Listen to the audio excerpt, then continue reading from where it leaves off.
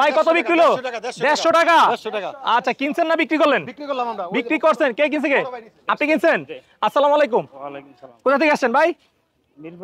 মিরপুর 11 থেকে। দাম চেয়েছিল কত গরু? 1,80,000। 1,80,000। কিনলেন কত দিয়ে? 1.5 লাখ।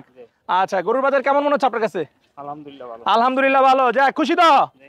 আচ্ছা দর্শক 150 কেমন হয়েছে কমেন্ট করে জানাবেন। পাগলা গরু চেতে গেছে দর্শক। গরু কিন্তু বিক্রি হয়েছে, গরু কিন্তু যেতে চাচ্ছে না। এই আসতে এই গরু কিনছে কারা? আপনারা? আচ্ছা গরু চলে যাচ্ছে হাটের ভিতরে, দেখা যাক কই যায়। এই আসতে এই গরু বসে গেছে, গরু বসে গেছে। ভাই গরু কত কত?